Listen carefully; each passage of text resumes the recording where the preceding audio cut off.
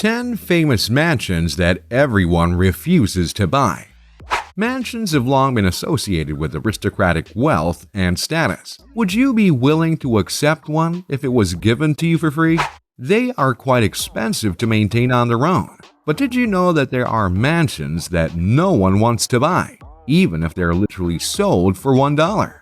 So have a look at 10 famous mansions that no one wants to buy for any price.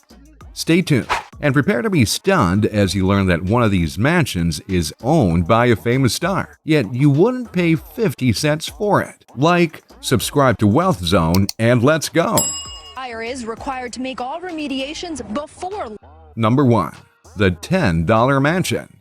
It only takes $10 to buy this historic home in New Jersey. This isn't a hoax. You'll pay less than the average movie ticket for this magnificent mansion. It's the bargain of the century. With 6 bedrooms and 3.5 bathrooms and the size of 4,000 square feet. There is, however, a catch. You must not only move into it, but you must also move it. The house was designed by Dudley Van Antwerp, a well-known architect whose work would be a steal at any price for anyone looking to buy a home. But there's a fascinating issue with this one. The planning board of the town approved a subdivision plan for the land on which the house is built. In layman's terms, you must literally pick up the house and relocate it to a new location as a condition of owning the home. The buyer would be responsible for the home's movement, according to town officials. While $10 for a mansion may appear to be a bargain, there are a slew of additional factors to consider. To begin with, unless you have the power of the Hulk, you'll have to hire movers to help you move the house. Second, you'll need to own the property you're transferring it to. And if you don't have land, you'll have to pay a lot of money for it. The doctor had locked Anna and himself in their rooms upstairs. For an unknown reason, he started. Number 2. The home of Conrad Aiken. Conrad Aiken was a writer from the United States who wrote short stories, novels, a drama, and, perhaps most importantly, poetry that were well known. His personal life, on the other hand, has a grim past. Conrad's father was a troubled soul who was infamous for his violent conduct. Finally, Conrad's father lost all control when little Aiken was lying in bed. Listening to his parents dispute through the walls, he heard a gunshot, followed by another. Upon entering his parents' bedroom, Conrad discovered that his father had slain his wife and then committed suicide, leaving Conrad an orphan at a young age. Since then, no matter how low the price sank, the gorgeous mansion they lived in has stayed unoccupied. Sitting just off the main street in Canton, Mississippi, the beautiful Priestley House has drawn glances from hundreds. Number 3. The Priestley House. Another house in Canton, Mississippi that appears to be haunted is this opulent mansion in the city. A music room, a library, a butler's pantry, screened-in porches, a swimming pool, hardwood flooring, and multiple fireplaces are all included in the $930,000 asking price. But none of that matters when potential buyers are persuaded that a deadly ghost will be their roommate. According to the Reading, Pennsylvania Eagle, the lovely Forge Mansion, which has 7 bedrooms and 4 bathrooms, was built in 2 phases, in 1749 and in 1784, and was restored in 1994. For decades, the house has been the focus of ghost legends. A devastated young woman is one of the resident ghosts, who is waiting for her sweetheart to return from his quest for money.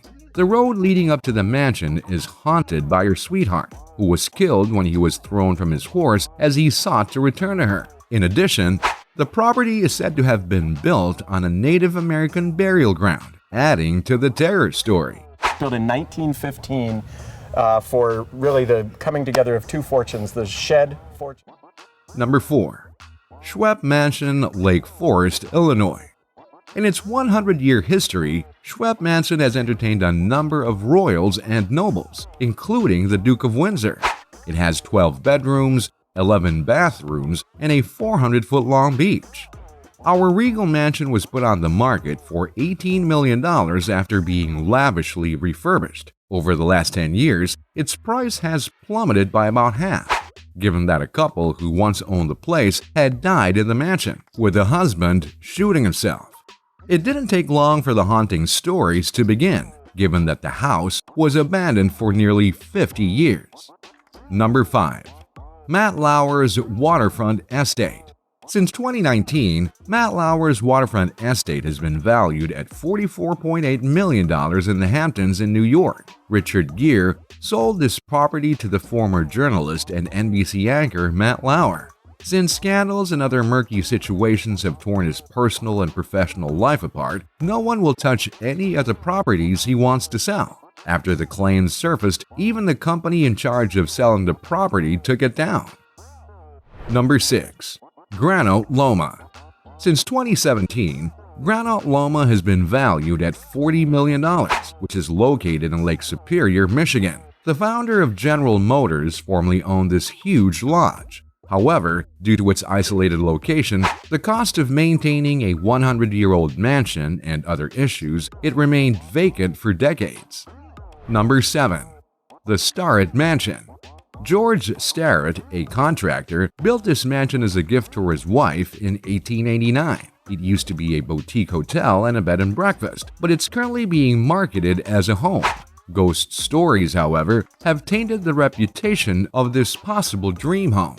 The sound of football on the floorboards and wardrobes opening on their own were highlighted in guest evaluations. The presence of a welcoming red-headed woman and an apparition dubbed the Nanny, who emerges in a mirror in the second room level, are two other claimed paranormal activities. She resides on the second floor and interacts with visitors on a regular basis.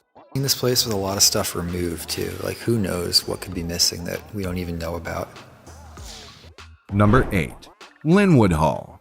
For numerous years, Linwood Hall has been on and off the market, a house with fascinating mysteries and a lot of tragedy. The home was built in 1897 in Elkins Park, Pennsylvania. It's one of the most impressive examples of Gilded Age neoclassical revival architecture that is still standing. Peter A.B. Widener, an industrialist, built the mansion in 1900. The estate, which has 110 rooms, cost him $8 million to build. In the Titanic disaster, Widener lost his eldest son and a grandchild.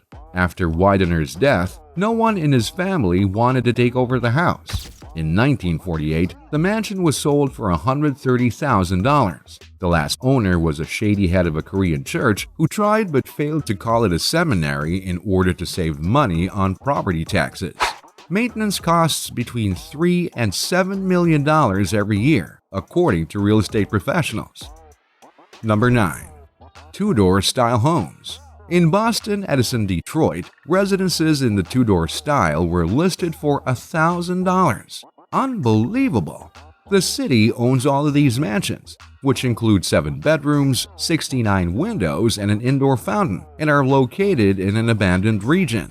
In the historic neighborhood of Boston Edison, Tudor-style residences were built in the 1920s. There are boulevards, large lots, early 20th century homes, and massive mansions all over the place. The homes are 4,200 square feet in size, but they're in desperate need of major renovations. Electrical, plumbing, and other repairs are needed in these vast colonial homes. Through an auction, the city hopes to sell 400 properties. I'm in just a few minutes outside of Hartford, Connecticut. When Mr. Jackson actually bought the home, it was 46. Number 10. 50 Cent's Mansion. 50 Cent owns this mansion, which is located in the heart of the city. Isn't it supposed to be a cinch to sell? Then there's bound to be some wealthy hip-hop aficionado who would buy it and claim, hey, I own 50 Cent's old house. Problem is, this mansion will not sell because it's too far large with 21 bedrooms. Even the wealthiest of the wealthy are unconcerned. Even the wealthiest billionaires aren't likely to buy a house that enormous if they won't be able to use all of the rooms. It was $18.5 million when it initially went on the market. Then it plummeted to $8.5 million, and now it's $6 million. Such extravagant lives are not for everyone, which is one of the reasons why, despite lowering prices by half or offering to give it away for free, there are no prospective buyers for these homes. What are your thoughts on these legendary homes? Let us know what you think in the comments. While you're headed there, take a detour to smash that like button, subscribe, and jingle that notification bell. For more, watch these other videos from Wealth Zone.